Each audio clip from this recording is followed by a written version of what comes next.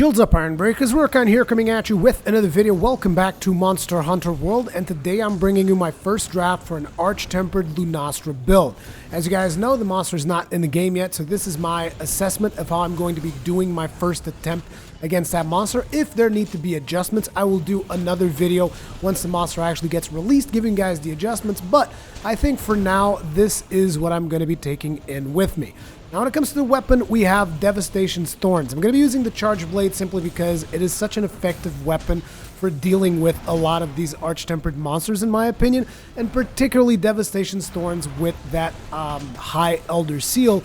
And I know it's kind of weird for me to bring out Elder Seal again after I made that video making so much fun about Elder Seal, but ultimately, it just goes to show you guys that these Arch-Tempered monsters are so challenging that even something like a bit of a flinch from an Elder Seal can cause an opening for you to just unload onto a monster. And Devastation's Thorns is hands down one of the best weapons for that. And on top of that, you're also going to be getting Super Amped Elemental Discharge, which is going to be bringing with it a lot of impact files, which brings with it a lot of KO, and that is something that we're going to be capitalizing on, because I want to make sure that I dish out as much KO damage to Arch Tempered Lunastra as possible, because Arch Tempered Lunastra, when she is active, when she's enraged, she's breathing fire all over the place, she's putting fire on the ground, she's an extremely dangerous opponent, even in her regular tempered version, so to speak, right? When she goes into Arch Tempered, I can only imagine that that particular fiery aura that she's got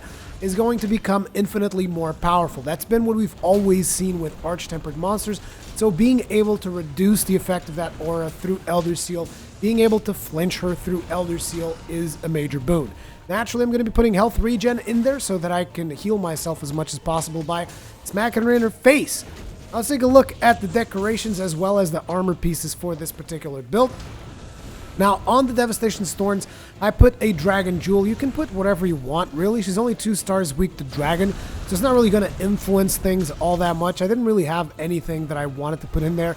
I guess a Satiated Jewel will be good if you really want to do a lot of consumables, but I put Dragon because I wanted to deal a little bit more damage, because unfortunately this build does not have as much damage as I would like. Anyways, moving on, we've got the Basal Helm Beta, and I know you guys are already going to be coming, oh, got your earplugs, I don't like earplugs. It's like, fine, don't play with earplugs, dude. In my opinion, earplugs for Arch-Tempered monsters are friggin' fantastic. If you don't like it, don't use it. Use something different. Either way, on the Basal Helm Beta, we're going to be bringing in the Earplug Jewel level 3, as well as a Vitality Jewel, because we'll also want to max out that health boost, because we might be dealing with a lot of damage when it comes to Arch-Tempered Lunastra. At least that's what I think. Then we got Coulter Watt's Ire Beta. You guys are wondering, whoa, what's up with that? Well, I like stun resistance when I'm dealing with either Teostra or Lunastra, because quite simply those tail swipes, they will stun you super fast, and on top of that, the explosions from their multiple spells also stun you super fast, and getting stunned on any of those is just like, forget about it, you're gonna die. So we're gonna be bringing in the 2 stun resist from Coulter Watt's Ire, and it's also gonna bring in a critical boost that is not gonna be particularly helpful because we're not gonna have that much affinity. But when it comes to slots and a piece of armor that brings stun resist, this was one of the best ones in my opinion. Then we also put in a Steadfast Jewel, max out the stun resist, and a Magazine Jewel, because naturally we want to have as much files as possible. Then we got the Kushala Grip Gamma, because it's bringing in that 2 focus. We're going to stuff it full of artillery jewels, and I know not everyone's going to have all these artillery jewels, at which point you might have to replace the charm for an artillery charm, because artillery is definitely something that you're going to want to have in this build. We've got the Bizzle Coil Beta, maxing out our earplugs, and we're going to stuff it with a Tenderizer Jewel. If you prefer Maximum Might, as I have constantly hear people telling me, I'd rather have Maximum Might, replace it with Maximum Might. Either way, we're still not going to have that much affinity because we don't have enough decoration slots to max out the Tenderizer Jewels. Anyways, moving onwards. Empress Greaves Beta, bringing in additional health boost as well as nice decoration slots, which is the reason why we're using this particular piece of kit. Another Tenderizer Jewel in there, as well as a Charger Jewel to ensure that we max out our focus, because I want to be able to attack as fast as I possibly can for the double charge slash. I'm going to be able to charge up as fast as I can so that I can get the super amped elemental discharges, and that's just the way I'm going to be playing. Either way, we then wrap up this nice little build with a KO charm. And This is where things get a little bit tricky. So if you do not have the artillery jewels, you're going to have to replace the KO charm, and you are not going to have KO. And I feel that KO is going to be pretty useful against Lunastra. I know that a lot of people say, oh, the impact files deal almost no KO damage. That's fine. They deal some KO damage, and I want to make sure that I KO her as often as I possibly can, you know? I want to make sure that she's down or flinching as often as possible, and that's why we got this particular combination of gear. And I know that naturally you can just bring out friggin', I don't know, whatever weapon you want, probably Devil's Joe, heavy bowgun, and just completely cluster bomber to death.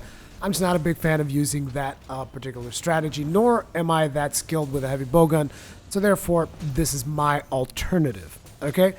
Now, I know what a lot of you guys are thinking. You're probably thinking, oh, Rurikhan, I know it'd be great if you could include the set bonus from Kushala in that particular build, because a lot of the things that Lunastra does have wind pressure.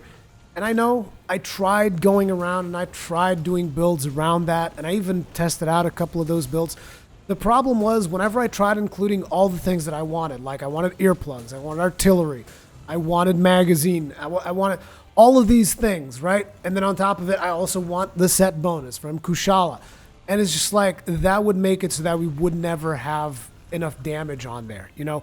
Either I would not have enough for artillery, I would not have enough to have all the focus, or I would not have enough to have a little bit of weakness exploit. You know, I would always be missing something, so I opted out of doing that. At some point, I even tried running a set that also had it had level 3 of windproof resist, but I didn't really notice that much of a difference from not having it, so I opted out of it. Basically, your strategy here is be more aggressive than Lunastra herself. And I know, that's a tall order, especially when you're talking about an Arch Tempered Elder Dragon.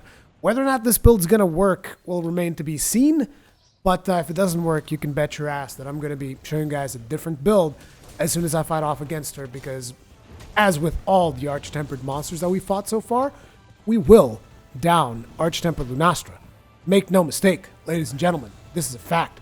I'll be live streaming it on my YouTube channel when it comes out. I don't know if it's going to be Wednesday night or Thursday night. I think it's Wednesday night. Either way, be sure to stay tuned for that. If you guys want to see me tackle her the first time live, that is where you will be able to see it.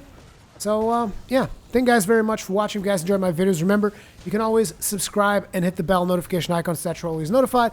If you enjoyed this video, if it was in any way useful for you, please hit that like button. Or if you didn't like it or you thought it was bad, hit the dislike button. The important thing is that you give me your feedback. I really do appreciate it. You can also type out a comment in the comment section below. Thank you very much for watching. Here's 2 videos that you might enjoy, and I'll see you in the next one.